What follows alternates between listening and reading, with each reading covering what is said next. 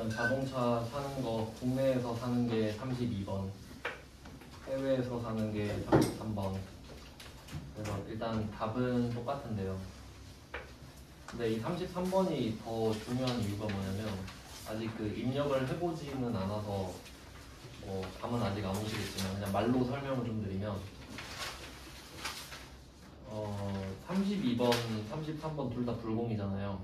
근데 이제 불공을 쓰면 그 32번으로 말씀을 드리면 1900 써 있는데 1900 우리가 불공 유형에다가 1900을 쓸 거란 말이에요. 그럼 부가세가 190이 같이 붙어요. 그러니까 불공을 골랐다는 것 자체가 부가가치세를 냈는데 못 돌려받았다는 뜻이니까 부가가치세가 같이 기입이 되는데 일단 합쳐집니다. 1900이랑 190이 합쳐져요. 왜냐면 이 190을 못 돌려받기 때문에 따로 구분 기재를 하지 않는 거죠. 그래서 그냥 합쳐져 버립니다. 이렇게 되거든요. 근데 수입은 어제 뭐 말씀드렸던 것 같은데 부가가치세만 내거든요. 그러면 33번도 불공이잖아요, 결과적으로. 근데 이 33번 보면은 금액이 8,800에 880이에요. 8,800에 880.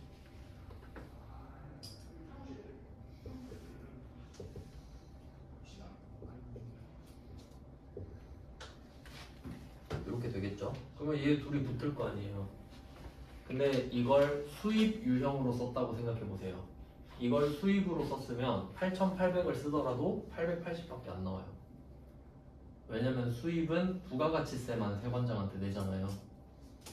그러니까 이거 불공 찍으면 8,800에 880 붙잖아요. 그럼 금액을 880으로 다시 고쳐야 돼. 위에 거는 그 자동차 파는 회사한테 줘야 되는 돈이잖아요. 그러니까 수입 세금 계산서를 받는 상황은 상대방이 세관장이잖아요. 세관장은 나한테 부가가치세만 요구하거든요. 그러니까 이거 불공 찍어놓고, 그러니까 유형 맞췄다고 끝이 아닌 거지.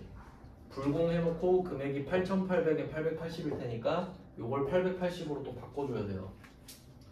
뭐 그건 입력할 때 말씀드릴 건데 그냥 특징이 그렇다는 겁니다. 일단은 지금은 이론적으로 좀 훑어보고요. 그래서 32랑 33은 결국 둘 다 자동차 사는 건데 자세하게 써놨습니다. 그 다음은 34번으로 가볼게요. 34번은 얘는 그 엔진을 교체했다고 하는데 얘는 유지가 되겠네요. 자동차 유지. 사는 건 아니니까 자동차 유지가 될 거고, 그래서 엔진 교체에다 표시해 두시고요. 엔진 교체.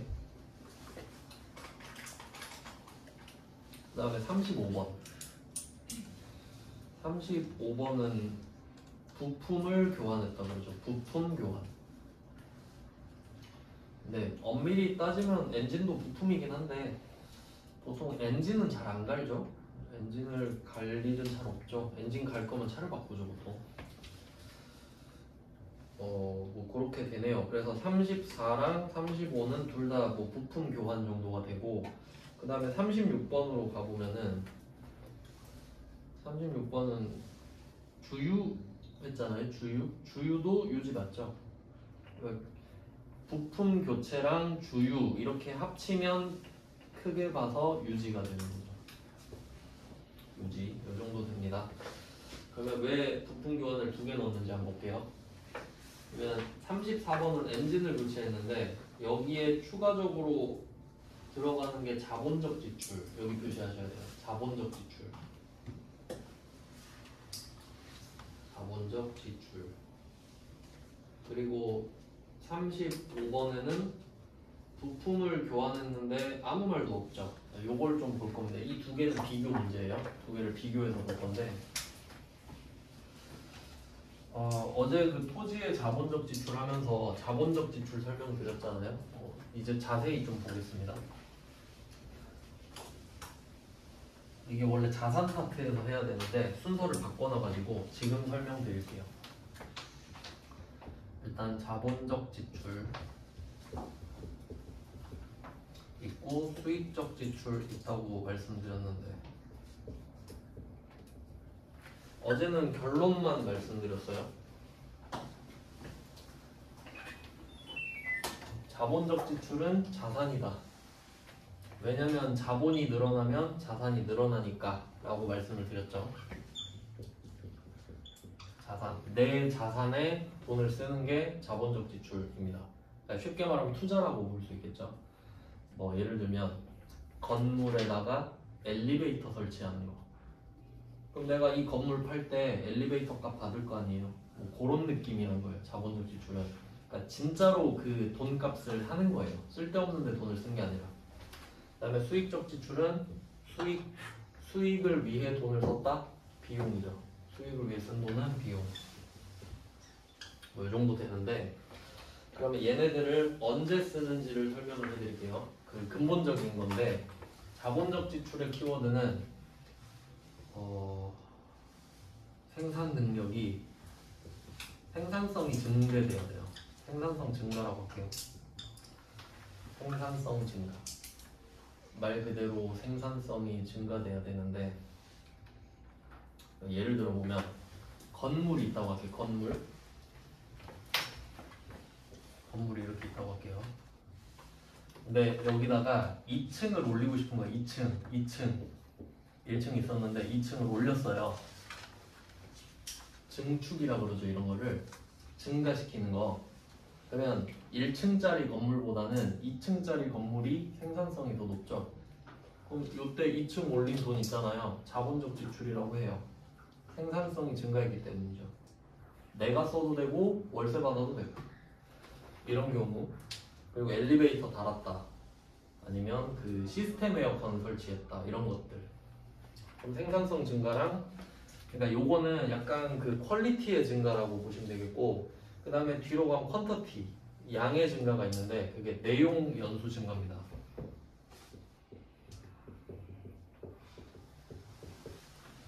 내용 연수 증가.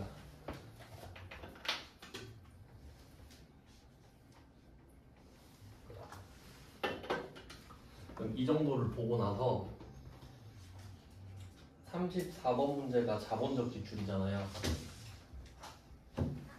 그럼 어디에 해당되는지 한번 볼까요? 그러니까 답은 나왔어. 사실 자본적 지출이니까 자산이거든요, 답이.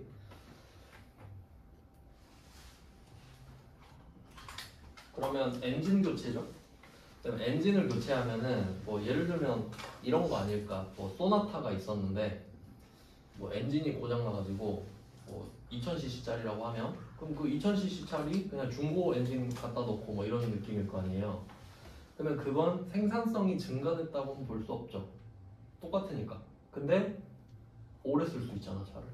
그럼 내용연수 증가 이런 느낌이거든요. 더 오래 쓸 수 있다. 그러니까 퀀터티의 느낌이죠. 근데 어찌 됐든 좋아진 거 아니냐 이런 거지. 양이든 질이든. 그래서 실제로 가치가 좀 증가되는 경우를 말해요. 근데 계정 광고를 안 배워가지고 설명하기가 좀 힘드네. 아마 이 부분은 그 이론만 설명하고 다시 일반적으로 가야 될 거 아니에요. 계정 과목을 우리가 하나도 몰라가지고 이론적인 것만 설명드릴게요. 일단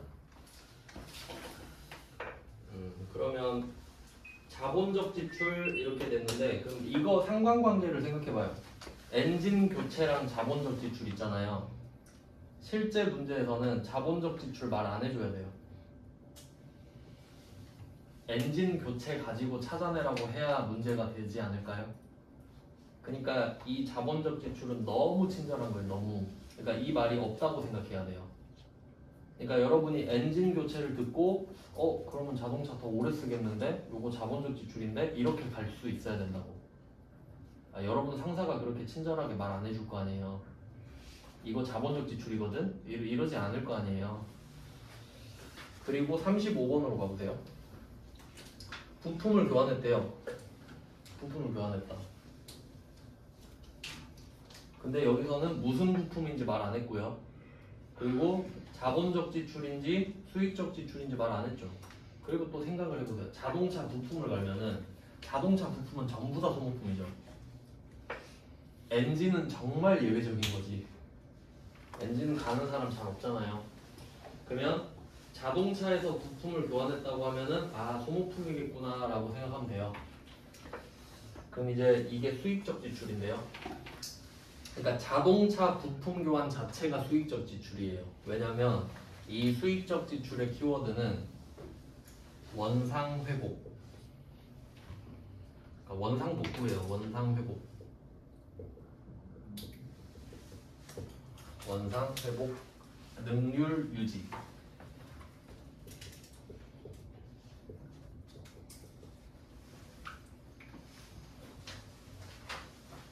원상 회복 능률 유지가 수익적 지출인데 그럼 한번 생각을 해볼게요. 자동차 엔진 오일 갈아야 되죠. 보통 뭐 6개월에서 1년에 한 번씩. 그럼 한 번 갈았어요. 그러면 엔진 오일을 갈면 차가 더 좋아지는 게 아니에요. 1년 동안 써서 엔진 오일이 썩었잖아요. 그럼 그 썩은 걸 빼고 새 걸 넣어주는 것 뿐이지. 그럼 그냥 능률 유지죠. 엔진 오일 안 갈면 연비가 떨어지니까 그냥. 그리고 타이어가 빵꾸 나서 타이어를 갈았어요. 그럼 그냥 빵꾸 나면 안 되니까 새 걸로 산 거지. 샀다고 좋아진 게 아니에요. 물론 그 상태보단 좋아졌겠지만 원래 출고할 때 그 상태였잖아요. 그러니까 자동차의 부품을 교환하는 건 필연적으로 수익적 지출이에요. 엔진 빼고. 그러니까 엔진만 예외가 되는 거지. 그럼 비용 처리해라 이거예요. 그러니까 말을 안 해줘도 되는 겁니다. 자동차 부품 갈았으면 수익적 지출인 거 알지? 하고 물어보는 거니까. 근데 엔진은 특이하니까 조마조마하면서 말을 해줬겠죠. 근데 말 안 해줘도 맞춰야 돼요. 그러니까 생각을 해야 된다는 거지. 그래서 35번은 부품 교환. 그러니까 그냥 부품 교환 때문이 아니라 승용차 부품 교환이라서 수익적 지출이 되는 겁니다. 이 정도 되고요. 그러면 이거를 반대로 생각하잖아요. 이게 34랑 35번이 둘 다 승용차죠. 근데 이 둘 다 화물차로 바꾸잖아요. 그럼 둘 다 부가세 돌려받을 수 있습니다. 그러니까 그 본체를 따라가는 거니까. 그러니까 이게 불공 쪽이 시험에 잘 낼 수밖에 없는 게 꼭 답이 불공이 아니게 낼 수 있거든요. 그러니까 꼭 불공으로만 내는 게 아니거든. 여기서 화물차를 내도 결국 불공 문제인데 답은 불공이 아닌 거니까. 그래서 불공은 문제 내기가 참 좋아요. 그 다음에 36번. 이것도 아주 중요한 포인트가 있는데 36번은 개별 소비세 과세 대상 딱 써있잖아요. 개별 소비세 과세 대상이랑 매입세 불공제 사유랑 같은 말이네요. 그러면 그래서 얘는 밑도 끝도 없이 승용차만 말하고 배기량도 말 안 해주고 인승도 말을 안 해주는데 문제를 어떻게 푸나요? 하면 그게 답이 다 나와 있는 거예요. 개별 소비세 과세가 되면 부가가치세도 못 돌려가는 게 세트잖아요. 그거 아는지 물어보는 거지. 그러면 이때 주유비 77,000원 돼 있는데 여기 또 중요한 게 있습니다. 공급 대가입니다. 공급 대가. 요거는 제가 되게 중요하다고 말씀을 드렸는데요. 그럼 77,000원으로 말씀을 드리면 지금 기름을 산 건데 주유소에서 공급하는 기름의 가격은 70,000원이에요. 근데 부가세가 7,000원이 붙은 거야. 그래서 주유소는 그 대가로 77,000원을 받아야 돼요. 그러니까 이 공급 대가는 부가가치세 포함이랑 같은 말이고.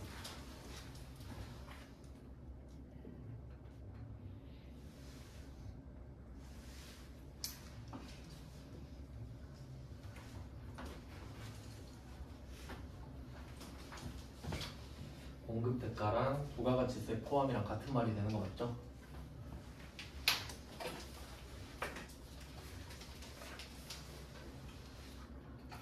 만약에 이 77,000원 뒤에 공급 가액이라고 써놨을 수도 있잖아요. 그럼 77,000원에 7,700원이 더 붙는 겁니다. 아예 뜻이 달라지기 때문에 해석 잘 하셔야 돼요. 뭐 이 정도 보시면 될 것 같고. 그리고 얘는 개별 소비세 과세 대상이기 때문에 7,000원을 못 돌려받는 거거든요. 근데 만약에 이 차가 개별 소비세 과세 대상 아님 이렇게 써 있으면 요거 돌려받지. 51번 과세가 되는 거예요. 그러니까 불공은 문제 내기가 참 좋아요. 살짝 바꾸면 불공인데 다른 답이 되니까. 이 정도가 유지. 그 다음에 37번 봐보면은 37번은 렌트가 나오네요. 렌트. 임차입니다. 임차. 이게 그 임대차라는 말이 있는데 임대차란 말 들어보셨죠? 임대차 계약이라는 게 있어요. 계약 중에 하나인데 임자가 차임이라는 뜻이에요. 차임은 월세라는 뜻이에요. 영어로 렌트. 그러니까 월세 걸고 대자가 빌려준다. 차자가 빌린다거든요. 그러니까 서로 물건을 빌려주고 빌리는데 그 사이에 사용료가 있다. 그 뜻이 임대차예요. 주로 월세. 주택 같은 거 전세 월세 하잖아요. 그게 대부분의 임대차 거래죠. 근데 여기서는 차를 빌리고 있잖아요. 그러니까 월 얼마 줄 테니까 차 좀 빌려주세요. 이것도 임대차지. 근데 우리는 임차를 하고 있는 거죠. 그럼 이거 임차 맞죠? 임차. 그리고 승용차 6인승 돼 있잖아요. 그럼 또 이게 궁금할 거 아니에요. 이거 배기량 몇일까? 궁금하겠죠? 근데 제시를 안 해주면요 항상 상식적으로 생각하셔야 되거든요. 그냥 상식적으로 생각하면 그 길가에 다니는 차들을 생각해봐요. 경차가 많습니까? 경차가 아닌 게 많습니까? 아닌 게 많죠? 그러면 아무 말 안 하면 경차가 아닌 거예요. 뭐 그 정도 생각할 수 있죠? 그럼 얘는 경차 아니네. 6인승인데 경차일 수도 없죠 사실. 경차는 보통 4인승 아닙니까? 그러니까 그런 거 가지고 배기량 갖고 물고 늘어지면 안 된다는 소리예요. 대꾸를 안 해줘요. 그런 걸로 말해봤자. 그럼 여기서는 이 승용차가 매입세 불공제 대상 아닙니까? 그럼 이거를 빌리는 것도 부가세를 안 빼주겠다는 거지. 왜냐면 차를 사는 것만 불공을 때려버리면 다 빌려 탈 거 아니에요. 그러니까 빌리는 것도 안 돼. 이 말이. 네, 뭐 그런 내용이에요. 그러니까 원래 그 본체가 있는데 거기에 다 따라가는 겁니다. 그러면 만약에 우리가 화물차를 렌트해서 탈 수도 있잖아요. 그럼 그건 부가세 다 돌려주지. 경차도 마찬가지고. 그렇게 되고요. 그리고 그 뒤에 참고로 그 비교하셔야 되는 게 나오는데 렌트랑 리스가 있습니다. 둘 다 나와요. 둘 다 들어보셨죠? 렌트랑 리스. 렌트는 뜻 자체가 월세입니다. 그러니까 빌려줬다라는 뜻이 아니에요. 렌트는 그냥 월세라는 뜻이거든요. 그러니까 빌려준 대가로 월세를 받는다는 뜻이죠. 그리고 그 차 빌려주는 회사를 렌터카 이러잖아요. 렌트어카예요. 렌트어카. 한 대 빌려준다고. 그럼 이제 렌트랑 리스의 차이를 알려드리면 렌트는 임대차입니다. 임대차. 그러니까 임차죠. 우리 입장에서는. 우리가 차를 빌려주진 않으니까. 그러면 이 임차는 서비스예요. 서비스. 그러니까 명의를 생각하면 돼요. 명의. 남의 명의죠. 렌터카 명인데 그걸 내가 빌려 타는 거잖아요. 그러면 자동차세 렌터카가 내죠. 보험료 렌터카가 내죠. 유지도 렌터카가 하지. 난 타기만 해. 남의 거니까. 그러면 서비스를 이용하는 거죠. 그러면 부가가치세가 있어요. 과세야, 과세.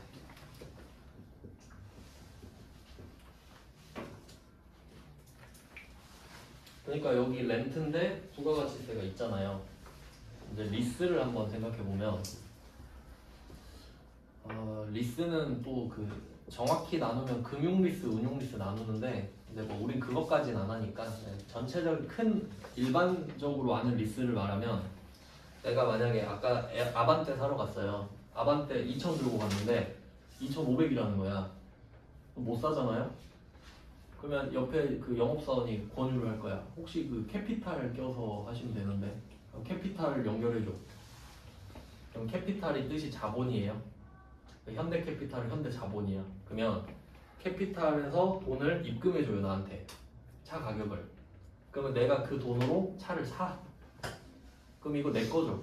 명의가 내 거죠. 그러면 이거는 돈을 빌린 거예요.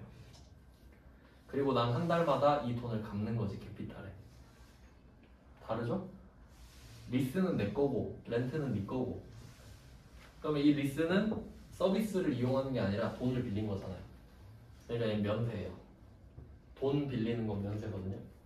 그러니까 얘는 차입의 개념이기 때문에 그러니까 돈 빌리는 게 왜 면세인지 한번 생각해봐요. 부가가치세율이 10%입니다.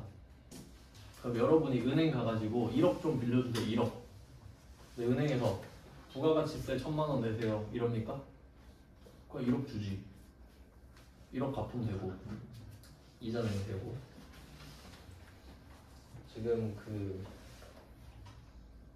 금리가 대출 금리가 7%예요.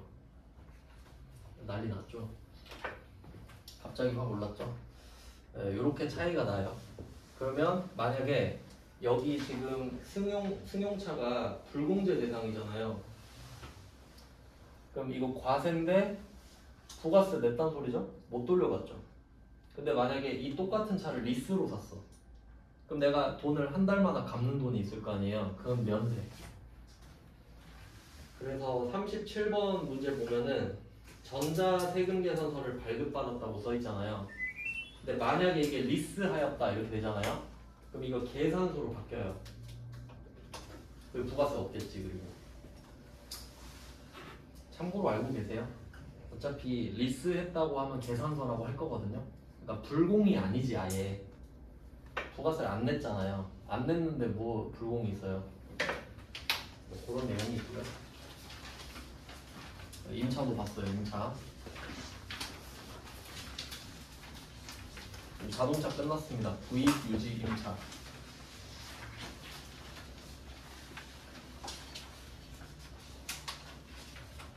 그 다음은 38번인데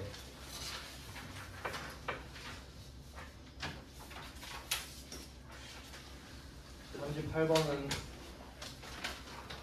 대표이사의 자택에서 사용할 목적으로 냉난방기를 구입하고 회사 명의로 세금계산서를 받았어요. 그럼 이 말은 회사 명의로 냉난방기를 이것도 또 잘 봐야 되는데 330 뒤에 보시면은 부가가치세 별도죠. 전 이걸 엄청 많이 뽑았거든요. 이거 363만 원입니다. 그러니까 330 하면 이거 300에 30이네 이러고 많이 틀려요. 진짜 많이 틀려요. 부가가치세 별도. 이거 조심하시고. 그러면 회사 입장에서 363만 원이 나가는 거 아니에요. 회사 돈으로. 근데 그 돈이 나갔으면 그 물건이 회사로 들어와야 될 거 아니에요. 근데 그 물건이 대표이사 집으로 가버렸네. 네, 이런 걸 이제 예쁘게 말하면 횡령이잖아요. 회사 돈을 지금 빼서 쓴 거 아니에요? 그러면 회사 입장에서 363만 원이 없어졌잖아요. 그럼 이 돈을 지금 대표가 갖고 간 거잖아요. 그러면 대표한테 돈을 빌려줬다고 봐요.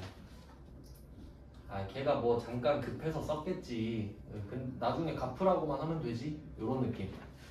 그래서 그때 쓰는 말이 가지급금입니다. 그 세 번째 줄에 보시면 가지급금. 우리 이거 본 적 있죠? 가지급금. 출장비 할 때. 여기서 가짜는 임시라는 뜻이에요. 그러니까 대표가 급했겠지. 임시로 돈 갖고 간 거겠지. 갚겠지. 이 정도거든요. 그러니까 회사 입장에서는 냉난방기가 들어온 게 아니잖아요. 그냥 363만 원이 빠진 거죠. 그래서 그 돈을 대표이사 이름으로 달아놓은 거예요. 그러니까 이 가지급금은 약간 대여금 느낌인 거지. 그러니까 빌려줬다 정도의 느낌인 거예요. 그래서 결론은 대표이사 집에 있는 물건을 사는데 부가세를 돌려주지 않겠죠. 그래서 업무 무관 정도가 돼요. 그냥 얘를 줄이면 업무 무관, 사업 무관, 사업과 관련이 없다. 한 문제 있고, 보통 대표이사 집에 뭐 샀다 이렇게 나와요. 그러면 이게 불공제 사유구나.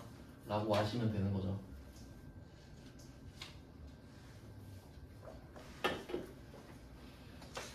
그 다음에 39번입니다. 39번은 접대예요. 접대는 그냥 국세청이 싫어합니다. 접대에 붙은 부가세까지 빼줄 수는 없다 정도의 입장을 견지하고 있습니다. 그러면 이때 세금 계산서를 받았는데 도라지 배즙 선물 세트를 영업부서 매출거래처에 선물했거든요. 그럼 만약에 이거를 우리 직원한테 선물할 수도 있죠. 영업부서한테. 그러면 부가세 돌려받을 수 있죠. 한 끗 차이예요. 접대는 안 되는데 그러면 지금 39번에 세금 계산서를 받았단 말이죠. 그리고 접대를 했어요. 그래서 유형이 54번 불공이거든요. 근데 밑에 CF 붙여놨죠. 비교. 일반전표라고 제가 써놨어요. 한번 볼게요. 이거 중요 표시하셔야 됩니다. 이거 비교. 자, 10월 2일 보면은 10월 2일에 33만원 부가가치세 포함. 이거 대신에 공급대가 나올 수도 있죠. 현금 지급하고 복리후생비로 일반전표에 입력하였으나 여기서 한번 끊을게요.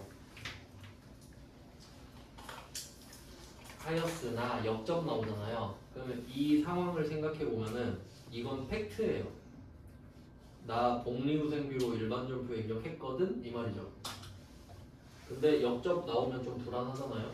근데 이건 고성식당 일반과세 사업자 돼 있는데 일반과세 사업자는 세금 계산서를 줄 수 있다 이렇게 해석해야 돼요.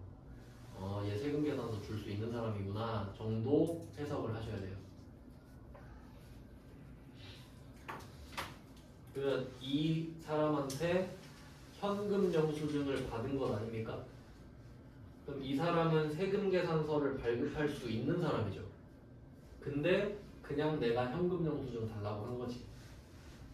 그러면 이 현금 영수증의 효력은 세금 계산서의 효력 맞죠? 난 여기까지 정리가 돼야 돼요. 세금 계산서 대신에 현금 영수증이 왔다. 근데 오해하면 안 되는 게 현금 영수증이 세금 계산서의 효력이 있어요 지금. 근데 이건 현금 영수증이에요. 이건 세금 계산서는 아니죠.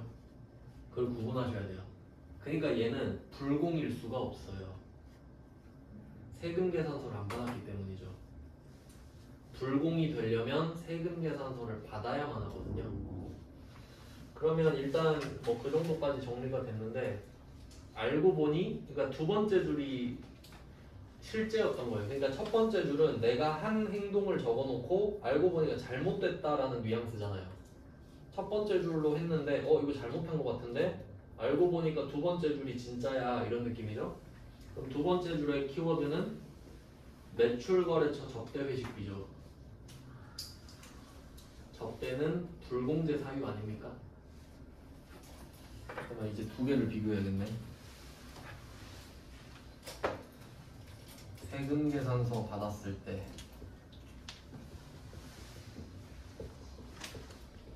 세금 계산서 수취하고 불공제 사유일 때랑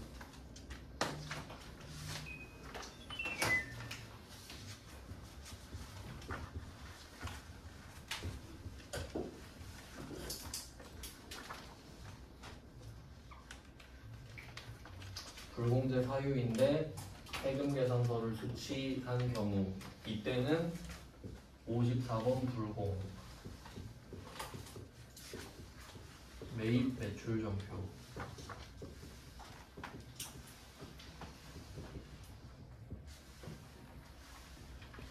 뭐 요건 지금 하고 있는 내용이고요. 그 다음에 세금 계산서 아닌 거 세금 계산서 외 증빙을 수취했을 때 일반 전표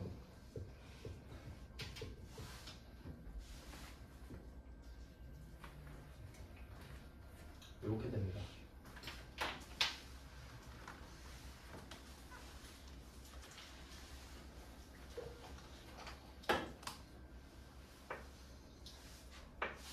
일단 이 부분이 좀 중요한 포인트인데요. 그래서 제가 처음부터 강조했던 게 불공제랑 불공이 같은 게 아니다 라고 말한 이유가 이거예요. 그러니까 둘 다 불공제예요. 왜냐면 불공제 사유니까. 부가가치세를 못 돌려받는 거 맞죠? 둘 다 불공제 사유니까. 근데 세금 계산서를 받았는데 불공제는 불공이다 이거고, 그게 아니면 일반전표라 이거예요. 그러니까 불공인 불공제가 있고 불공이 아닌 불공제가 있다는 소리지. 그러니까 불공제랑 불공은 달라요. 근데 실제로 여러분이 시험을 보게 되면은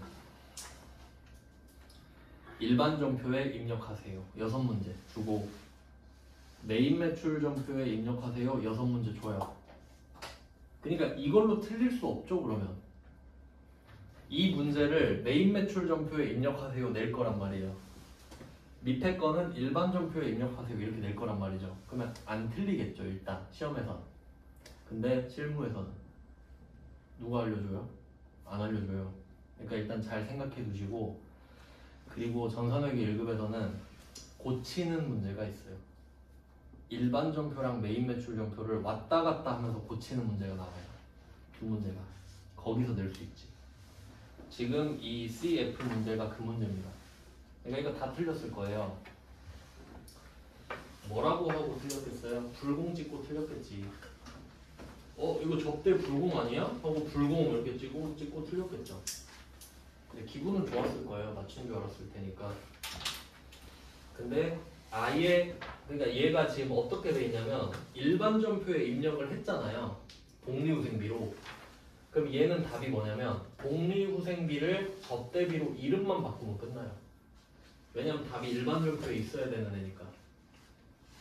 근데 보통은 일반 전표에 있는 걸 지우고 메인 매출 전표에 옮겨 썼겠지. 불공 이렇게. 근데 절대 불공이 될 수 없어요. 이유는 현금용 수준 때문이죠. 네, 뭐 그렇게 돼요. 근데 이 문제 되게 중요한 문제입니다. 오답률이 굉장히 높을 법한 문제예요. 그리고 그 현금영수 중에 지출증빙용 써있는 거는 요거는 한 번만 설명드릴게요. 그 여러분 현금영수증 만약에 할 일이 있으면은 그 직원이 물어봐요. 뭐 법인이세요? 뭐 이런 거, 사업자세요? 이런 거 물어보죠. 이게 용도가 두 가지예요. 그러니까 현금영수증은 내가 현금을 썼다는 사실을 알려주는 겁니다. 국세청에. 근데 내 명의로 썼을 수 있죠. 그러니까 연말정산. 연말정산에 저 돈 썼어요 이렇게 하는 거는 소득공제용입니다. 그러니까 소득공제용은 개인이 받는 거지. 근데 우린 법인이죠. 법인 명의로 받는 거잖아요. 그게 지출증빙용이거든요. 그러니까 우리는 현금영수증을 받으면 반드시 지출증빙용으로 받아요. 그러니까 요거는 신경 쓸 필요가 없는 문제인 거지. 그냥 참고하시면 돼요. 그냥 그렇다고 했지 하고 넘어가면 돼요. 답과는 전혀 상관이 없는 내용이거든요. 네, 이렇게 하면 불공을 4개를 다 봤는데 이제 이름을 딱 써보면은 일단 제일 중요한 게 토지의 자본적 지출, 그리고 비영업용 소형 승용 자동차. 얘 둘 다 중요해요. 지금 문제 많이 넣어놨잖아요. 문제 내기 엄청 좋습니다. 얘네들은. 그 다음에 세 번째 나왔던 게 그냥 뭐 사업 무관 정도 이렇게 됐고요. 대표이사 집에 냉난방기 한 거. 그 다음에 마지막에 네 번째가 접대 관련입니다.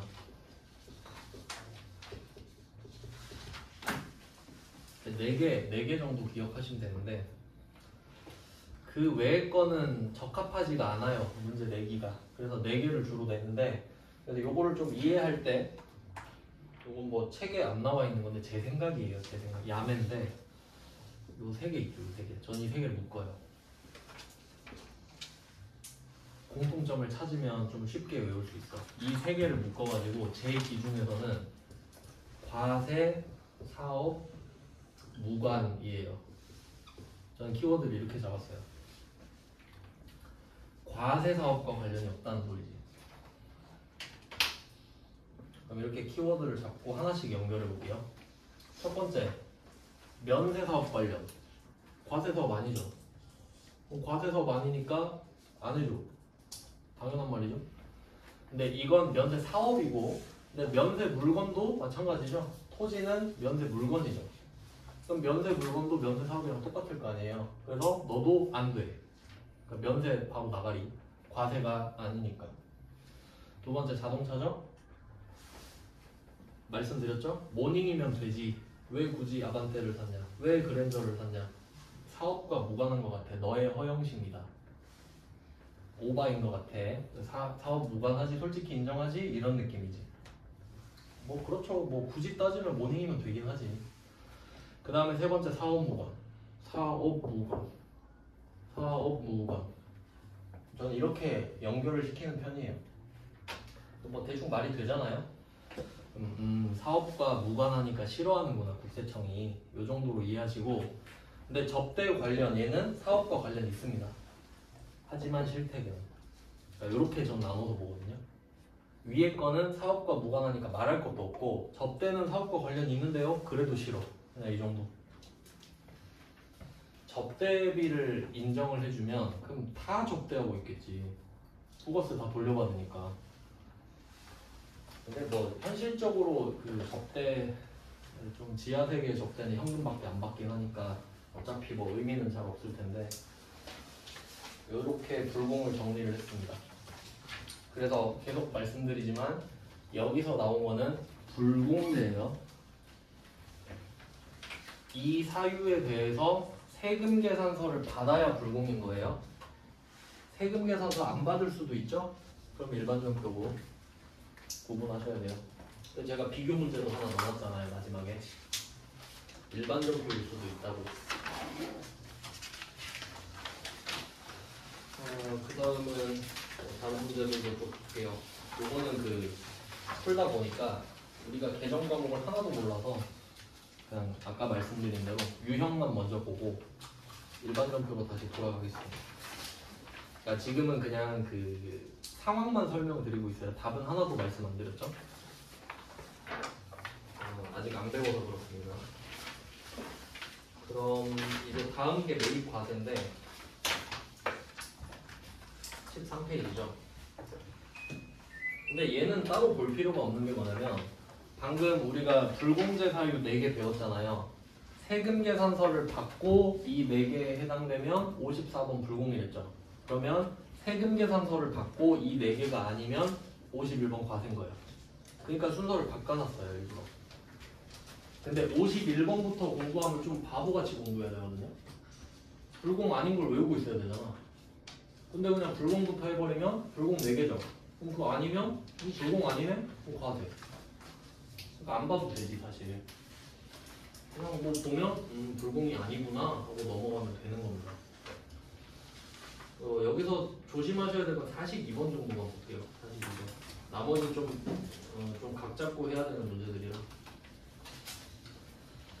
42번은 그 여기서 좀 키워드는 수입이 되겠죠. 수입 보이시죠? 이게 좀 그 국어의 중의적 표현 때문에 좀 헷갈릴 수 있는데 이게 회사는 일부 원재료를 수입하고 있다. 요거 하고 있다 있죠? 하고 있다. 이게 그 하고 있다의 뜻을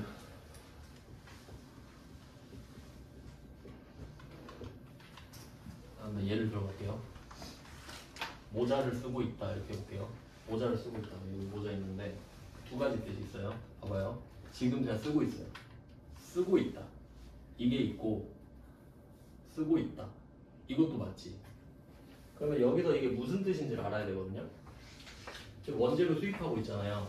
그럼 지금 수입하고 있는 급박한 현장일까? 아니면 우리는 평소에 수입을 해요 이 말인가요? 이거겠지. 상황 설명. 우리는 주로 원재료를 수입한답니다. 이거죠 그냥? 그렇구나 하면 되는 거지. 수입을 하는 회사구나. 그리고 넘어가면 수입 원재료의 통관 비용을 현금 지급하고 다음에 세금 계산서를 발급받았죠. 그럼 이건 유형이 수입이 아니죠. 수입 세금 계산서를 안 받았으니까요. 그러니까 이런 문제들 때문에 상황을 정확히 알아야 되는데 그 뭐 한번 설명드렸었는데 수입국을 보면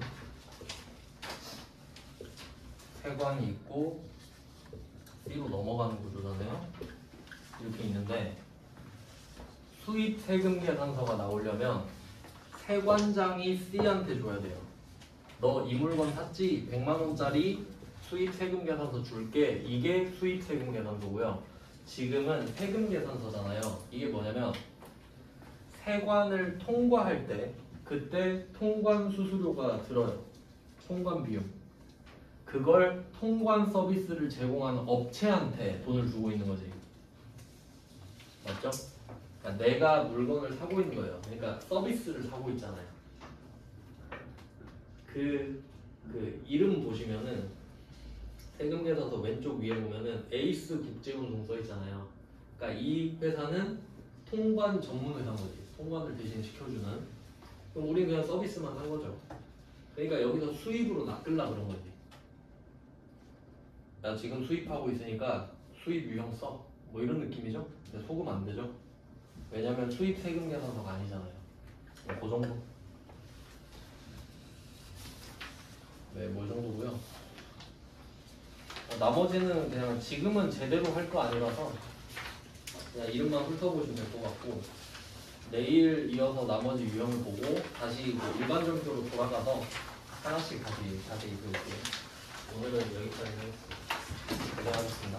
네, 수고하셨습니다.